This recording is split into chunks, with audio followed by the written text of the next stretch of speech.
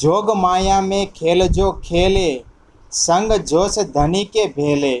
जोग माया में बांध्यो आवेश, शुद्ध नहीं दुख सुख लवलेश। योग मायाना બ્રહ્માંડથી આ રાસલીલામાં પૂર્ણ બ્રહ્મ પરમાત્મા શ્રી કૃષ્ણના આવેશ સ્વરૂપ શ્રી કૃષ્ણ સાથે વિવિધ પ્રકારની લીલાઓ બ્રહ્મ આત્માઓએ કરી યોગ માયામાં પ્રેમનો આવેશ એટલો વધી ગયો કે સુખ અને દુઃખની સહેજ પણ અનુભૂતિ રહી નહીં. તો યોગ માયા બ્રહ્માંડમાં જ્યારે રાસલીલા આપણે રમ્યા ને તો ત્યાં સુખ અને દુઃખ એની આપણે કોઈ ભાન જ નહોતી. એટલા બધા આપણે પ્રેમમાં મગ્ન થઈ ગયા હતા રાસ મંડળની અંદર. હા, હારે જ હતા. તો ફેર મૂલ સ્વરૂપે દેખ્યા તીત, એ દોઉ મગ્ન હુએ ખેલત. જબ જોશ લિયો ખેંચ કર, તબ ચિત ચોક્યો ભય અક્ષર. મૂળ સ્વરૂપ પૂર્ણ બ્રહ્મ પરમાત્માએ ફરીથી જોયું કે અક્ષર બ્રહ્મ તેમજ બ્રહ્મ આત્માઓ બંને આનંદમાં મગ્ન થઈને લીલા કરી રહ્યા છે. ત્યારે તેમણે પોતાનો જોશ ખેંચી લીધો. તેથી અક્ષર બ્રહ્મનું ચિત્ત એકદમ ચોંકી ગયું. તો કોણે જોશ ખેંચી લીધો? પૂર્ણ બ્રહ્મ પરમાત્માએ. કોણે? સચ્ચિદાનંદ શ્રી કૃષ્ણ પરમાત્મા. હવે અક્ષર ભગવાન હતા, એની અંદર ગોપીઓ હતી, એની અંદર જે શક્તિ હતી ને એને જોશ ખેંચી લીધો. તો એને દેખાતું બંધ થઈ ગયું. હું દેખાતું બંધ થઈ ગયું કે મારા પ્રિયતમ ક્યાં છે. તો તેથી અક્ષર બ્રહ્મનું ચિત્ત એકદમ ચોંકી ઉઠ્યું.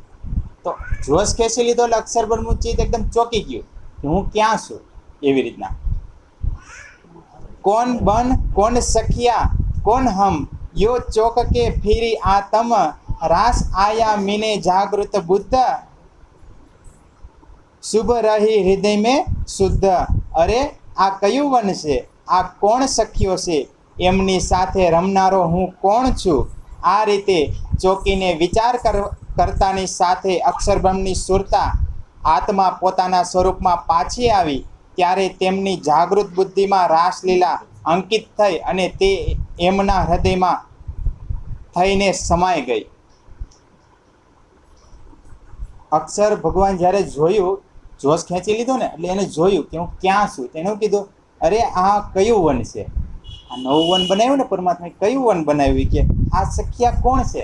કે પરમાત્મા સાથે જે લીલા કરે છે ગોપીઓ, 12,000 બ્રહ્મપ્રિયાઓ છે બધી, એ કોણ છે? આ વાત ક્યાં કરે છે? વૃંદા અલગ યોગ માયા બ્રહ્માંડમાં. ક્યાં? તો એમાં કહે છે એમાં એમની સાથે રમનારો હું કોણ છું? કે પરમાત્મા તો છે જ, પછી કે હું કોણ છું? કે એમ કે તે તને ખબર નથી હું ત્યાં છું યોગ માયા બ્રહ્માંડમાં. રાજજી મહારાજને શુદ્ધ હતી. કોને શુદ્ધ હતી? નહોતી ગોપીઓને શુદ્ધ કે નહોતી અક્ષર ભગવાનને શુદ્ધ. ખાલી શુદ્ધ કોને હતી? પરમાત્માને. તો એ પરમાત્માએ જોશ ખેંચી લીધો એટલે અક્ષર ભગવાનને એવો વિચાર્યો હું કોણ છું? એમ હું ક્યાં રમી રહ્યો છું? એવો વિચાર આવ્યો અને તે એમના હૃદયમાં જઈને સમાઈ ગઈ. તો જે અખંડ રાસલીલા થઈ તે કોના હૃદયમાં સમાઈ ગઈ? અક્ષર બ્રહ્મના હૃદયમાં સમાઈ ગઈ. ક્યાં સમાઈ ગઈ? હવે ક્યારેય પણ આપણે અખંડ રાસલીલાના દર્શન કરવા હોય તો અક્ષર ભગવાનના હૃદયમાં છે. ક્યાં છે એ રાસલીલા અખંડ? તો આપણે ધ્યાન લગાવીએ તો આપણે અહીંનું વૃંદાવન છે ત્યાં લગાવીએ. ક્યાં લગાવીએ? ત્યાં રાસલીલા થઈ છે આપણે એવું માની છે. ત્યાં થઈ છે પણ પ્રતિબિંબ લીલા. કેવી? અખંડ લીલા નહીં. અખંડ લીલા તો યોગ માયા બ્રહ્માંડમાં થાય અને અક્ષર ભગવાનના અંતર્ગતમાં આવે. કેની અંદર આવે? અક્ષર ભગવાનની એની અંદરમાં આવે એ લીલા. તો એણે એના હૃદયમાં અખંડ કરી લીધી છે એ લીલા. તો જ્યારે પણ જોયું હોય, કોઈ પણ ભક્તજનો હોય એ જ્યારે રાસલીલા જોવે છે તો અક્ષર ભગવાનના હૃદયમાં જવું પડે. ક્યાં જવું પડે? તો એની અખંડ રાસલીલા દેખાય છે. કઈ સુખ રાસ મેં ખેલે રંગ, સો હૃદય મેં ભય અભંગ. યા વિધ રાસ ભયો અખંડ, સ્થિર ચર જોગ માયા કો બ્રહ્માંડ. રાસલીલામાં આનંદ મગ્ન થઈને રમેલ બધી રામતો અક્ષર બ્રહ્મના હૃદય પટ પર અમિત રૂપે અંકિત થઈ ગઈ. આ રીતે રાસલીલા સહિત ચરચરાચર યોગ માયાનું બ્રહ્માંડ અક્ષર બ્રહ્મના હૃદયમાં અંકિત થયું. તો યોગ માયાનું આખું બ્રહ્માંડ કીધું ને કે અક્ષર ભગવાનના હૃદયમાં સમાઈ ગયું. તો ક્યારેય પણ આપણે જોવાની ઈચ્છા થાય તો ક્યાં જવું પડે? અક્ષર બ્રહ્મના હૃદયમાં. तब इत भये अंतर ध्यान जब सख्या भई मुक्त समान जीवना निकसे बांधी आस करने धनीशो प्रेम विलास। जो अक्षर भगवानની વાત પૂરી થઈ ગઈ, હવે કોની વાત આવી? સખીઓની. એમ કે અક્ષર ભગવાને જોશ તો બેનો ખેંચી લીધો ને, તો અક્ષર ભગવાને જે વાત કરી કહી દીધી. હવે સખીઓની વાત કરે છે પાછી કે તબ इत ભયે અંતર ધ્યાન. હવે ધણીજી શું થઈ ગયા? અંતર ધ્યાન થઈ ગયા. સબ સખીઓ ભય મુક્ત સમાન જીવના નિક્ષે બાંધી આસ કરને ધનીશો પ્રેમ વિલાસ. ત્યારે આ બાજુ વૃંદાવનમાં શ્રી કૃષ્ણજી અંતર ધ્યાન થયા અને બધી સખીઓ તેમના વિયોગમાં મૃતપાન થઈ ગઈ.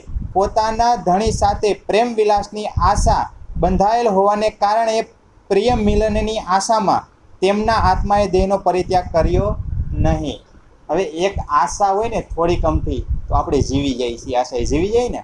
તો એવી જ રીતના ગોપીઓએ અહીંયા વિચાર કર્યો કે મારા પ્રિયતમને મારે પાછું મળવું છે, તો એ આશાએ દેહનો ત્યાગ કર્યો નહીં. बिरह संयोगो कियो अंत धनी दियो आवेश फेरे आए सुरत तब संयोगो उपज्यो आनंद जब विरह को कियो निकंद. આ રીતે સખ્યોએ અતિશય વિરહ વિલાપ કર્યો ત્યારે ધામધણીએ ફરીથી પોતાનો આવેશ આપ્યો અને અક્ષર બ્રહ્મની સુરતા શ્રી કૃષ્ણ રૂપે ફરીથી પ્રગટ થઈ. ત્યારે બ્રહ્મ આત્માઓને અતિશય આનંદ થયો. આ રીતે શ્રી કૃષ્ણજીએ સૌના વિરહને મટાડી દીધો. હવે અહીંયા બંનેની વાત આવી ગઈ, સખ્યોની અને અક્ષર ભગવાનની. હું આ રીતે સખ્યોનો અતિશય વિરહ વિલાપ કર્યો હતો ને, વિરહ કર્યો હતો ને. કૃષ્ણ જ્યાં પરમાત્મા અંતર ધ્યાન થઈ એટલે વિરહ થયો, મારે મારા પ્રિયતમને મળવું છે પાછું. તો અક્ષર ભગવાનની પાછા હું કોણ છું, હું ક્યાં છું એવો જ વિચાર કરતા હતા. હવે હું કહે છે બંનેને પાછો જોશ આપ્યો. હું આપ્યો? શક્તિ આપી પાછી જોશની, કે હવે તમે જુઓ તમે ક્યાં છો એમ. તો અને અક્ષર બ્રહ્મની સુરતા કીધું, અક્ષર બ્રહ્મની સુરતા શ્રી કૃષ્ણ રૂપે ફરીથી પ્રગટ થઈ. શ્રી કૃષ્ણ પ્રગટ થયા પછી એની અંદર પાસે અક્ષર ભગવાન બિરાજમાન થઈ ગયા, એટલે બંને આવી ગયા પાછા. ત્યારે બ્રહ્મ આત્માઓને અતિશય આનંદ થયો, પાછા આવી ગયા પરમાત્મા એટલે આનંદ થયો ખૂબ કે મારા પ્રિયતમ આવી ગયા. અને શ્રી કૃષ્ણ સૌના વીરને મટાડી દીધો. આયા સ્વરૂપ કર નયે શિંગાર ભજના આનંદ સુખ લીએ અપાર દો આત્મ ખેલે મીને ખાંત સુખ જોશ દિયો કઈ ભાત.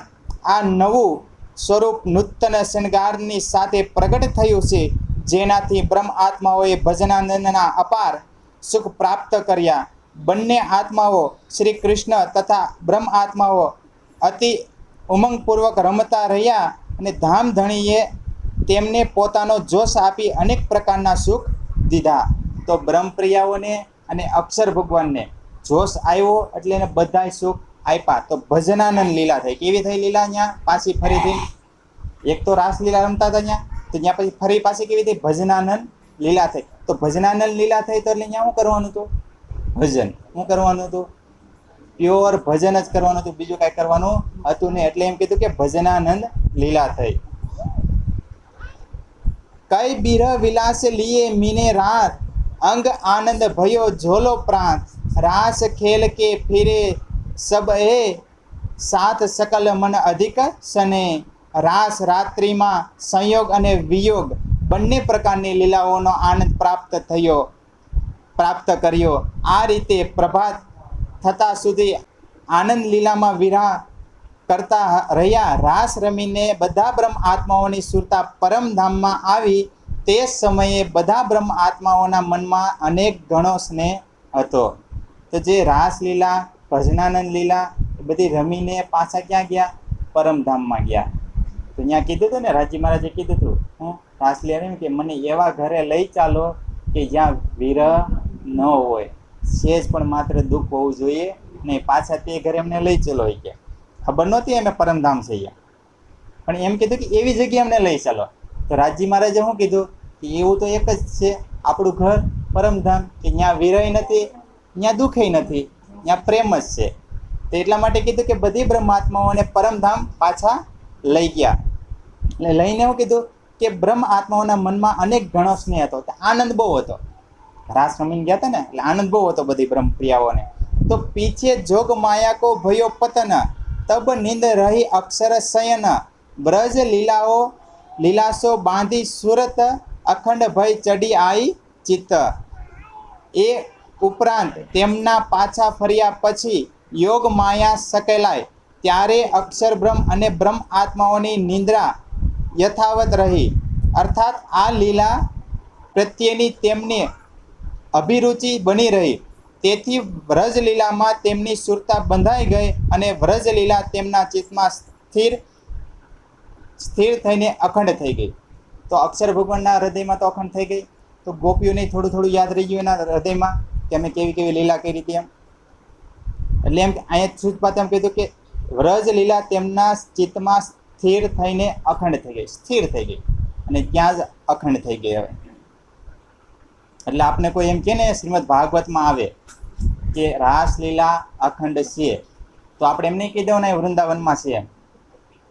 રાસલીલા રમાણીએ એમ નહીં કહી દો અહીંયા અખંડ ક્યાં છે, તો અક્ષર ભગવાનના હૃદયમાં. ક્યાં છે? અક્ષર ભગવાનના હૃદયમાં અખંડ છે. તો ત્યાં જ એ અખંડ લીલા છે અને ત્યાં હજી પણ અખંડ જ છે.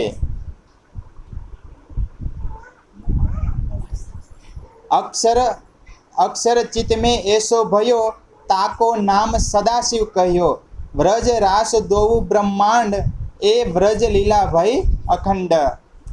અક્ષર બ્રહ્મની આવી ચિત્તવૃત્તિને સદાશિવ કહેવામાં આવી છે. વ્રજ અને રાસ આ બંને બ્રહ્માંડોમાં થયેલી બ્રહ્મલીલા આ રીતે અખંડ થઈ ગઈ. અક્ષર બ્રહ્મની આવી ચિત્તવૃત્તિને સદાશિવ કહેવામાં આવી. તો આપણે સદાશિવ તો અહીં શિવ ભગવાન છે ને એ નહીં કહે, કે ન કહે સદાશિવ. તો અહીં શબ્દ વાપરવાનો. સદાશિવનો મતલબ એ શિવ ભગવાનની વાત નથી કરી. જ્યારે બ્રહ્મા વિષ્ણુ મહેશી નહોતા ને તઈ સદાશિવ હતા. ક્યારે હતા? સદાશિવથી મોહ માયા ઉત્પત્તિ થાય. શું થાય? બધું ત્યાંથી આખું બ્રહ્માંડની રચના થાય છે. તો ત્યાં એ સદાશિવની વાત કરે છે. તો એટલે કીધું અક્ષર બ્રહ્મની આવી ચિત્તવૃત્તિને સદાશિવ કહેવામાં આવી. તો એની ચિત્તવૃત્તિથી બ્રહ્માંડ રચાય ને આખા, એ બ્રહ્માંડ આખા રચાય ને એટલે સદાશિવ શક્તિ પ્રગટ થાય. કેવી થાય? એ શક્તિ કીધી કે સદાશિવ કહેવામાં આવી છે. અને વ્રજ અને રાસ આ બંને બ્રહ્માંડોમાં થયેલી બ્રહ્મલીલા આ રીતે અખંડ થઈ ગઈ. એટલે અહીંયા જે આપણે વાત કરીએ અખંડ, એ બધી લીલા છે ને એની અંદર અખંડ થઈ ગઈ. વ્રજ રાસ લીલા દોઉ માહી, દુઃખ તામસ્યો દેખ્યા નાહી, પ્રેમ પિયાસો ના કરે અંતર, તો એ દુઃખ દેખે ક્યો કર. વ્રજ અને રાસ આ બંને લીલાઓમાં તામસ સ્વભાવના બ્રહ્મ આત્માઓએ અધિક દુઃખ દેખ્યું નહોતું, કારણ કે પોતાના પ્રિયતમના પ્રેમમાં સહેજ પણ અંતર ન્યૂનતા આવવા દીધી નહોતું. તેથી તેઓ અધિક દુઃખ કેવી રીતે જોઈ શકે? કેમ કે સંયોગ અને વિયોગ બંનેમાં પ્રેમ આનંદનો જ અનુભવ કરે છે. તો રાસલીલા રમાણે ને એમાં વિયોગય હતો ને સંયોગય હતો. બંને હતું અલગ થયા અને ભેગા થયા. ત્યાં તો સખીઓ એમ કહે છે કે ત્યાં તો આપણે બધા ભેગા જ હતા. કેવા હતા? સંયોગ અને વિયોગ. કે બંનેમાં પ્રેમનો જ અનુભૂતિ કરે છે. કેવી કરે છે? દુઃખની અનુભૂતિ નથી કરતા. કેમ કે પરમાત્મા સાથે છે ને, એટલે દુઃખની અનુભૂતિ નથી કરતા, કે પ્રેમની જ અનુભૂતિ કરે છે. પણ પરમાત્માએ તો બ્રહ્માંડ શું કામ રચાયો હતો? દુઃખ દેખાડવા માટે. પણ એમાં સાથી હતા એટલે દુઃખ એને સમજાણું નહીં ગોપીઓને. હા, તામસ સખીને. તેમાં રાજસ તામસ આવે ને, તો એવી રીતના તામસ સખી છે. તો એ સખીની થોડીક ઈચ્છા બાકી રહી ગઈ. થોડીક ઈચ્છા. કેવી ઈચ્છા? હા, દુઃખ જોવાની. હા, કશુક હમકો રહ્યો અંદેશ, સો રાખે નહીં ધની લવલેશ, તા કારણ એ ભયો સુપન, હુએ હુકમે ચૌદે ભવન. દુઃખ જોવાની આપણી કેટલીક ચાહના બાકી રહી ગઈ હતી, પરંતુ ધામધણી આપણી ઈચ્છાને લેશ માત્ર પણ અધૂરી રહેવા દેતા નથી. તેથી ફરીથી સ્વપ્નની સૃષ્ટિ રચાઈ. ધણીની આજ્ઞાને કારણે અક્ષરબ્રહ્મ દ્વારા આ બ્રહ્માંડના 14 લોક રચાઈ ગયા. શું કીધું? કશુક હમકો રહ્યો સંદેશ, રાખે નહીં ધણી લવલેસ. એ કે આપણા મનમાં કોઈ પણ સંદેશ હોય ને એનો લવલેસ રહેવા ન દો. તો એવી જ રીતના આપણે બધા અહીંયા ભેગા થયા છીએ ને, તો તો આપણા મનમાં કાંઈક ને કાંઈક સંદેશ હોય જ. એ સંદેશ ભાંગવા માટે જ આ વાણી ચાલતી હોય. તો આ વાણી જ્યારે પ્રવચન બધી ચાલતું હોય તો આપણા મનમાં ક્યાંક ક્યાંક સંદેશ હોય કે પરમાત્માએ આમ શું કામ કર્યું હતું, આવું આ નહોતું કરવાની જરૂર, આપણા મનમાં એવા હોય. પણ જ્યારે આ વાણી ખુલે આખી આપણા હૃદયપટની અંદર, એટલે ઓટોમેટિક ખબર પડવા માંડે કે ઠેક પરમાત્માએ આના કારણથી આ કર્યું હતું. એટલે આપણા મનમાં જે શંકા હોય એ વહી જાય. પણ હવે શંકા ન જાય તો પાછું ફરીથી જવું પડે છે. તો એવી જ રીતના ગોપીઓને ફરીથી આવવું પડ્યું. काल माया को ये जो इंड उपजियो और जाने सोई ब्रह्मांड, ये तीसरा इंड नया भया जो अब अक्षर की सूरत का अब. આ બ્રહ્માંડની ઉત્પત્તિ ફરીથી કાલ માયા દ્વારા થઈ, પરંતુ સૌને લાગ્યું કે આ તો એ જ પહેલાંનું જ બ્રહ્માંડ છે. આ ત્રીજું નવું બ્રહ્માંડ અક્ષર બ્રહ્મની સુરતા ઈચ્છા શક્તિ દ્વારા બનેલું છે. તો કેટલા બ્રહ્માંડ બન્યા છે? કેટલા બ્રહ્માંડ? 3 બ્રહ્માંડ બન્યા. કેટલા બ્રહ્માંડ બન્યા? 3 બ્રહ્માંડ. તો આપણે બધાને એમ જ લાગે છે હળંગે હળંગ જ હાલ્યું આવે છે. સતયુગ, ત્રેતાયુગ, દ્વાપર યુગ, હળંગ હળંગ જ હાલ્યું આવે. આપણે એવું લાગે છે ને જોતા. કેમ કે આપણે તો પુરાણો વાસ્તુ આપણે વાંચી, એટલે એમાં કઈ ખુલાસો તો કરેલો નથી. એટલે આપણે એમ થાય યુગ વીતે પાછો યુગ ચાલુ થાય, યુગ વીતે પાછો યુગ ચાલુ થાય. આપણે એવી રીતના લાગે છે. પણ અહીંયા ધામ ધણીજી આપણે સમજાવે છે, હવે ખુલાસો કરે છે.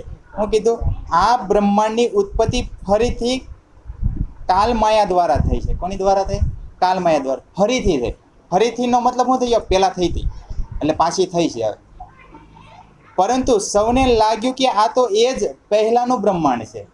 પાછા આપણે બ્રહ્માંડમાં આવ્યા ને તો આપણે બધા એવું થયું કે પહેલાં હતું ને એ જ છે, એના જેવું છે. કેમ કે કોપી મારી દીધી પરમાત્માએ, એટલે શું લાગે શકલ અને જે સાચું અને ખોટું એમાં ફરક કરી ગયા નહીં.